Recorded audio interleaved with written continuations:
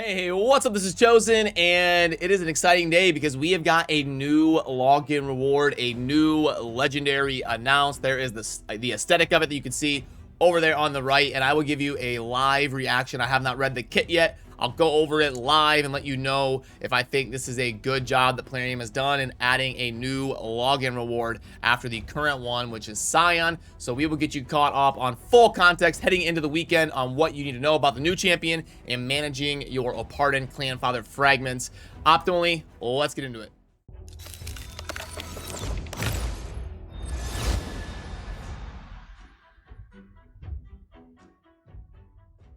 Alrighty, so first of all, let's get down to business and talk about the new login champion. Obviously, this is an important thing, and let's get this out of the way right away. So you can see right now, currently, we are getting in the 271 plus category on the daily login rewards. We're getting fragments for Scion right now as a login reward champion. So after Scion is going to be this new legendary. So right now, let's get a live reaction to the kit. Okay, so there we go, is what the champion's gonna look like on the right, and then the kit right up there up above, which I have not read yet. But first, I want to tell you exactly what Plarium's words are in terms of announcing this champion. So we're gonna have Gerda Bogbrew is a legendary support champion from the Ogryn Tribes faction. Their expertise is placing a considerable amount of debuffs on the enemy team. The passive skill that is also tied to this mechanic will help Gerda to slow down enemy champions by decreasing their turn meter, thus breaking the course of the battle. Gerda's A1 will have the very same function, while the A3 will help allies clear debuffs off of themselves. Thanks to the passive skill, Gerda will be helpful in the arena and having 2 AoE attacks with a chance of placing weakened. Oh, no, wait, sorry.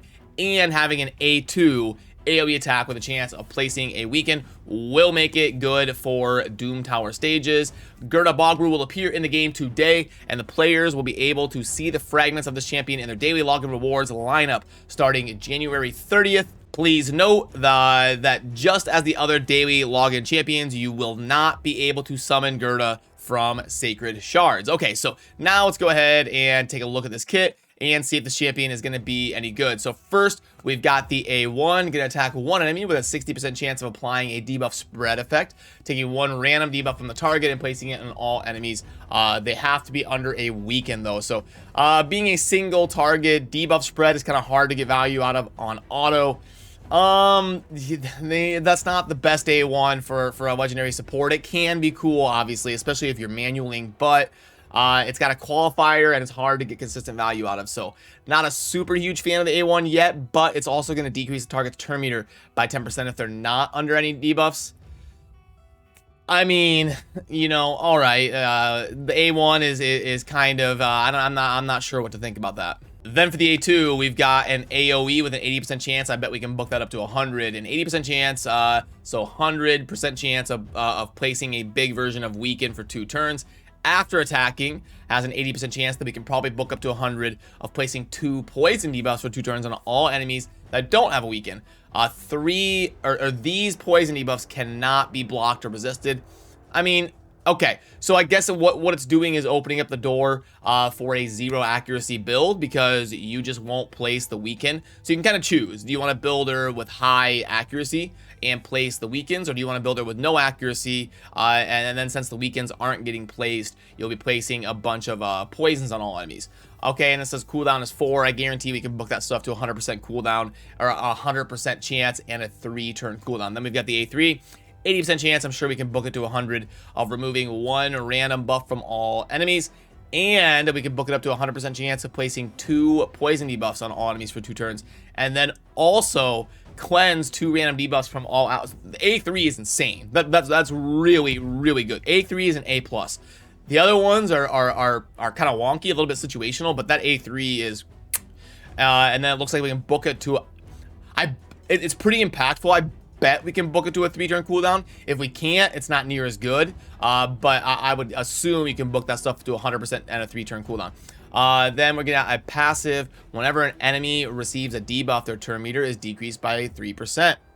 Pretty good, just as passive value. It's always fun when you've got 4 or 5 champions that just get guaranteed value on their kit here. So that is definitely amazing. And I'm just noticing in game we've already got Gerda live. I can see it right here up top. You can see my mouse there. What am I doing here? I'm reading the Plarium sent us the kit on paper, but I can just pull up the champion. That'll be even better. Okay, yeah, there we go. Sorry, usually when Plarium sends us a document behind the scenes like this, the champion is not in the game yet. So I thought maybe this is coming in a couple days, because in the post they talk about January 30th. So I thought it's going to be coming in game here in a couple days, but it looks like we've already got Gerda Bogbrew in the index. Okay, so I love the aesthetic of the backpack here, kind of like carrying this poisonous plant. Yeah, I like that. But okay, sure. Matches the theme. One of the more grotesque ogre and tribes for sure. They're kind of going a different route, kind of more ghoulish than your typical ogre and tribes. But this plant looks super cool. Like the poison emitting from the plant. Okay, so was I right? We got the A1. We've just got 3 books of damage on the A1. I don't like that. So I'm not a huge fan of the A1. We can book this to a 3-turn cooldown and 100%, so that's right. And then the A3 does book to a 3-turn cooldown. So the A3 is going to be really good. You got a 100% chance of removing a buff from all enemies, and a 100% chance of going to be placing, as long as you have the accuracy, placing 2 poisons on all enemies. And then you're also going to be cleansing 2 debuffs on all allies. That's really, really good. I love the A3, and I like the passive. It's just consistent. Place debuffs and low return meter. I like that. So the bottom part here, and then we have an aura, all battle resist. So I like the bottom part here. The A3, the passive, and the aura. The A1 and the A2 are a little bit situational. And if you build her with accuracy on the A2, you're getting an AoE that places a weaken basically, which is nice. It's I would have almost made this a poison sensitivity thing. We've already got a lot of champions that do weaken. I would have really had this go with the aesthetic and the kit to have this be attack all enemies and place a poison sensitivity debuff for 2 turns. I think that would have been super cool. And then if you don't get that placed, you're at least guaranteed to get the poisons on top of that. And then that would kind of coincide with everything going on here. But okay. Looks interesting. I don't think it's going to be quite the level of Syll of the Drakes or anything. That's kind of like the gold standard for login rewards with Syll of the Drakes. But I like where their head's at. I think it's going to be cool. I think it's going to be fun to build synergistic things around things like Bad El, CORSAIR, or Zavia to detonate poisons.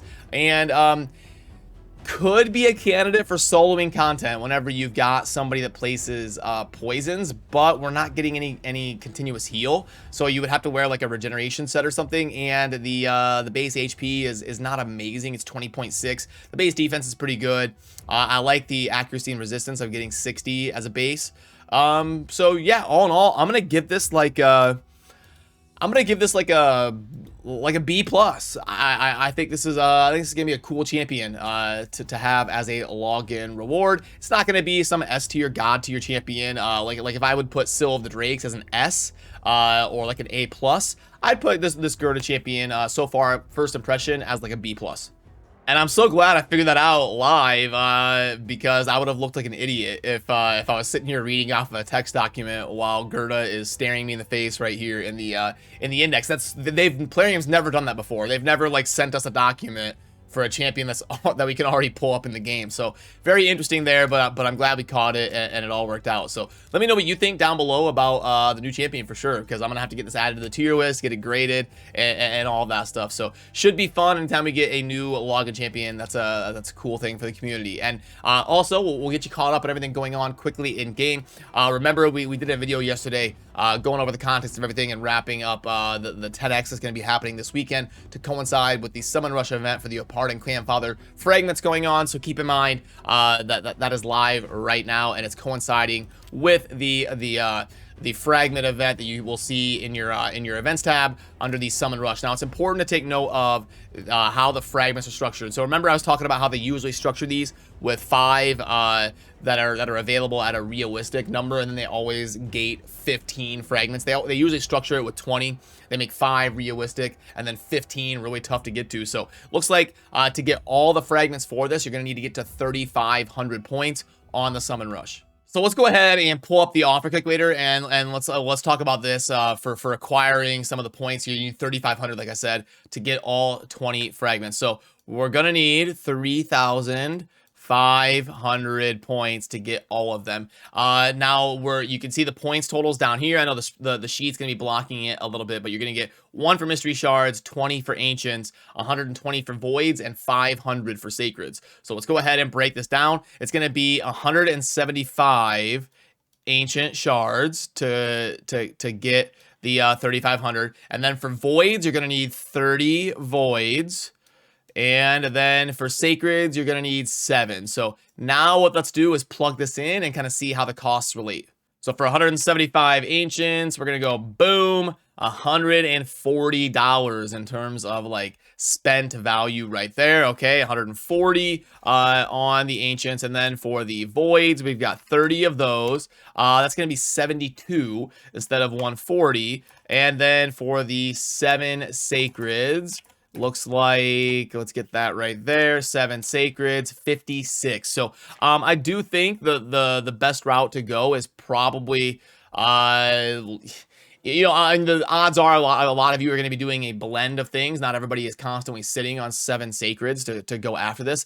And for some of you, you may be skipping the Apart Clan Father fragment event. Now, for me, I've managed my tournaments and events in a way where I only need 5 fragments. So what I'm going to do personally is I'm just going to pull 3 sacreds and be done with it. You could also pull like 2 sacreds. Remember, you do get a point for mystery shards. So you could pull like 2 sacreds and 400 mystery shards as long as you're willing to kind of put in the effort and you do a good job of being diligent about saving up mystery shards on your account. For some of you that are end game and you have a couple thousand mystery shards or something, don't forget you do get points for that. So just things to keep in mind here when you're pulling the different shards and kind of going after these champions. And remember, you know, for some of you, you may not have to get the full 3,500. You want to assess the situation and go over your fragments and kind of plan ahead accordingly. And really quickly, the way you would do that is you would take a look at the calendar here. We're getting pretty close to what you see is what you get. We've only got a classic arena takedown as far as tournaments left. And then as far as new things that you don't see in game yet, it would be that classic arena takedown and then the artifact enhancement event number 3 way down there on the bottom right. So the way you would do this is you can see I am at 75 fragments right now. So I've got to get 25 more. So you go what's live in game right now, and the tag team arena tournament is not going to be part of it. I'm going to get 5 more guaranteed from the ice golem. That'll take me from 75 to 80. And then also the classic arena takedown that goes live tomorrow will be 5. That will get me from 80 to 85. And then under events, if I get the 5 from the summon rush that I was talking about getting to 1400, that will take me to 90, and then I will need 10 more. I will get those 10 more from getting 5 in the Dungeon Divers event that you see up there, and then 5 more from the artifact enhancement event that we have coming up as the last thing as part of this fusion, and that will get me up to 100 while only needing to get 5 out of the summon rush event that's going on right now. That's why I say to kind of, it's worth taking 5 minutes and getting a lay of the land and pulling up the calendar and really seeing where you stack up, because if I just went and YOLO'd to get all of the points for the summon rush, I would actually end up with 115 fragments and I would have pulled all those shards that I didn't need to. So it's going to be different based on you and your journey. So take a look and see if you're going to need the 20 points from the summon rush, or if you're like me and getting 5 would be enough to kind of hit that threshold of 100 as long as I focus on everything. Now we'll see if we have anything worth going over in the shop. Okay, so there's an ancient offer here. It's 40. This one's usually not that great. We're gonna go 750k on the silver. Okay, and then we're gonna do some gems of 300. And we're gonna go 25 ancient shards. Bang. Okay. Yeah, so a 1.5 basically, not gonna cut it. Anything else here worth it? The Great Tome Pack, 2 and 1 for 10, ends at 5, but yeah, it doesn't look like it's gonna be a super worth it for a 4-string offer. And then we've got a string here that starts with 16 for 25, and it ends, the last offer's ridiculous, so this one's probably a little bit better. If I had to pick a string, let me put this away. So if I had to, I can't plug it in because I don't know the full prices, but if I had to pick a string of the 2 that are going on right now, you can see that we've got the Great Tome Pack string, or the special string, I would go with this one because it's gonna end super huge. So it's probably like 25. Whew, that second one's gonna be real bad. I mean, maybe not. I don't know. That's gonna be that's gonna be like $30 probably for the one sacred. Yeah, that's gonna be just horrible. You know, I don't know. Maybe it will be like 20, 25. But either way, the number 2 one is gonna be super rough. This one will probably be decent, and this one's incredible. So yeah, I mean, of the two, I would still probably go with the special pack string that has the shards over the great tome string for sure. But either way, not looking like anything is going to be a super recommend to take note of today in the shop. But if you know the full prices of the stuff, definitely let us know down below, and we can use the comment section as an opportunity to keep each other informed. And also, remember to let me know what you think about Gerda Bogbrew, who I am going to head on over to stream, and we'll get her added to the tier list, and we'll do that live with viewers so I can get some input and try to be as accurate as possible in my first grades of Gerda here. So if you would like to stop by and be a part of that and say hi, there's a link down below indicating if I am still live or not. I usually head over there after these morning wrap-up videos to hang out with you guys for a little bit. But otherwise, enjoy the rest of your Friday. Have a great weekend, and thank you for watching. Peace.